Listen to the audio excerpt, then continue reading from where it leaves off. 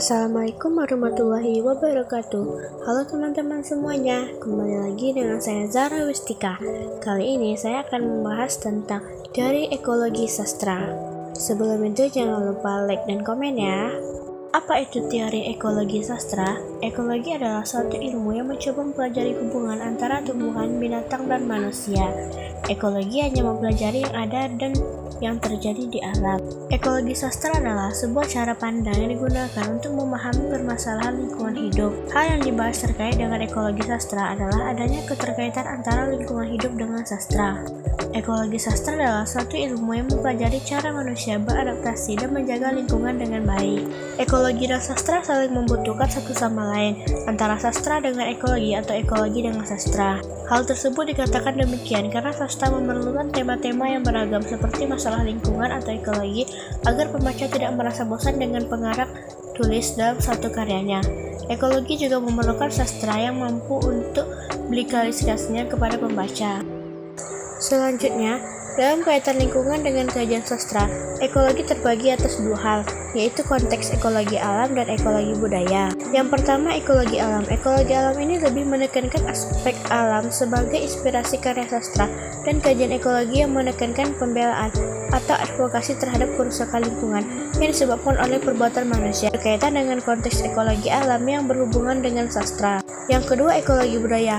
Hal ini ditentukan oleh pola hidup dan perbedaan karakteristik wilayah.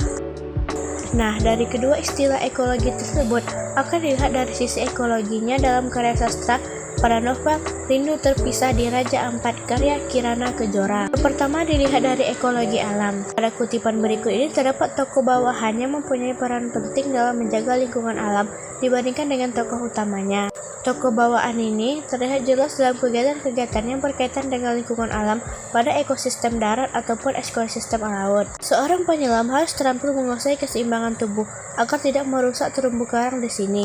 Jika terumbu karang rusak, akan sulit dan memakan waktu lama pemulihannya. Itulah salah satu Raja Ampat memprioritaskan penyelam dengan lisensi advance dan jumlah penyelam minimal 20 kali. Semua harus terjaga dan berimbang, bukan hanya bisa menikmati, mengeksplorasi, namun sama sekali tidak peduli dengan kelangsungan hidup biodata laut dan rumahnya. Berdasarkan kutipan di atas, pengarang memberikan informasi terkait dengan terumbu karang dengan latar atau tempat. Di Raja Ampat melalui penuturan yang disampaikan oleh Karang sebagai tokoh bawahan. Laut tropis ialah suatu keadaan yang cahaya matahari dapat menembus perairan sehingga tumbuhan tetap dapat melakukan proses fotosintesis. Selanjutnya ada kutipan lain yaitu menikmati, mengeksplorasi, bahkan mungkin mengeksploitasi Raja Ampat.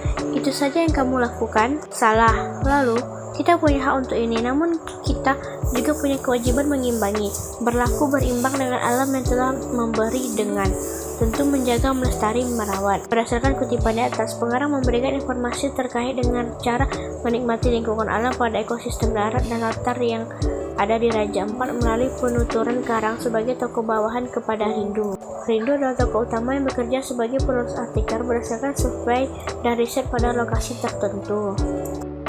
Yang kedua, dilihat dari ekologi budaya. Ekologi budaya berkaitan dengan sastra dan adat istiadat, mitos atau kepercayaan. Pada kutipan berikut ini terdapat informasi yang berhubungan dengan adat istiadat yang berkaitan dengan kosakata bahasa daerah yang ada pada masyarakat Papua. Panggil saja Pace Jonas. Oh ya, Pace Jonas, terima kasih. Hehe, Pace itu panggilan bapak dalam bahasa Papua. Nona mau kemanakah? Berdasarkan kutipan di atas, pengarang memberi informasi terkait dengan keragaman istiadat. Keragaman tersebut berada pada latar atau tempat di Papua. Melalui penuturan disampaikan oleh Pace Jonas sebagai tokoh tambahan, Pace Jonas adalah salah satu nelayan yang menerima hibah kapal Inka Mina di Timika dan sangat mengetahui tentang Papua. Pada kutipan berikut ini juga terdapat informasi adat istiadat yang berkaitan mitos atau kepercayaan masyarakat Papua. Cacing tambelo ini sumber protein kegemaran masyarakat suku Kamoro, dapat menyembuhkan penyakit malaria, batuk, sakit pinggang, dan bisa menaikkan selera makan Nona. Wah, bagus ya Pace. Berdasarkan kutipan di atas, pengarang memberikan informasi terkait dengan keberagaman adat istiadat. Keragaman tersebut berada pada latar atau tempat di Papua melalui penuturan yang disampaikan oleh Pace Jonas sebagai tokoh tambahan. Pace mengatakan bahwa di Papua ada sebuah cacing yang menjadi makanan kegemaran. Cacing tersebut disebut dengan nama tambelo. Cacing ini sejenis moluska atau hewan tanpa tulang belakang dengan warna putih, mempunyai taring dan berlendir.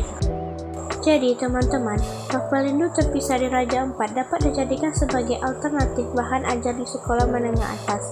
Novel ini berisi tentang ekologi atau lingkungan yang diperlukan siswa sebagai contoh untuk menumbuhkan rasa peduli terhadap alam sekitar.